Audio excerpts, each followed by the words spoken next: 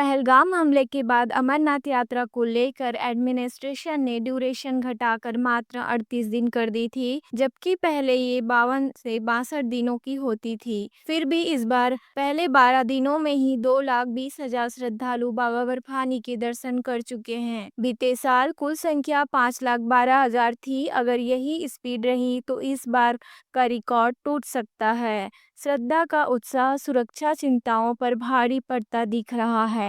चीन की फास्फेट रोक और सऊदी अरब की मदद। भारत में डीएपी फर्टिलाइजर की भारी कमी देखी जा रही थी, क्योंकि डीएपी के लिए ज़रूरी फास्फेट चीन से आता है और चीन ने इस पर एक्सपोर्ट रिस्ट्रिक्शन लगा दी थी।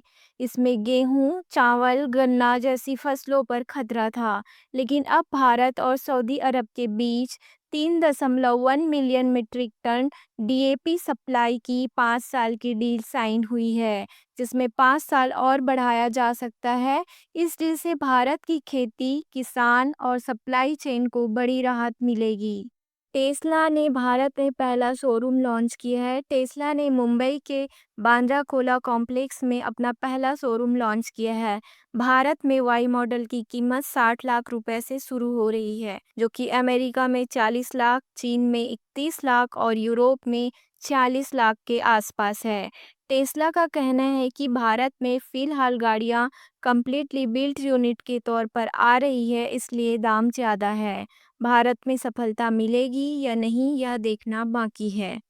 अगली खबर आ रही है, यमन में निमिषा प्रिया की फांसी टली। 2017 से हत्या केस में यमन में मौत की सजा का सामना कर रही भारतीय नर्स निमिषा प्रिया की फांसी फिलहाल टाल दी गई है। भारत सरकार की कोशिशों और यमन के प्रभावशाली स्कॉलर से बातचीत के बाद यह निर्णय हुआ है, लेकिन अभी भी यह साफ नहीं है कि यह स्थायी राहत है या अस्थायी। भारत ने ब्लड मनी के रूप में 8 करोड़ 60 लाख रुपए भी ऑफर किए थे।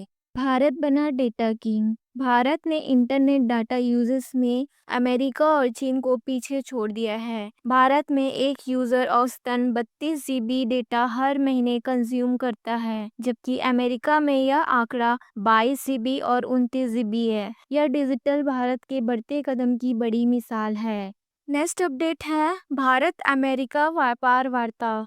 भारत की कॉमर्स एंड इंडस्ट्री मिनिस्ट्री की टीम इस समय वॉशिंगटन डीसी में है। कृषि और ऑटोमोबाइल सेक्टर को लेकर अगले 4 दिन भारत और अमेरिका के बीच बातचीत होगी। इस बार भारत के चीफ नेगोशिएटर राजेश अग्रवाल खुद वार्ता का हिस्सा बन रहे हैं। डोनाल्ड ट्रंप ने बाकी G7 देशों पर टैरिफ लगाया है, लेकिन भारत के साथ बातचीत जारी है। फैसला 1 अगस्त तक आ सकता है।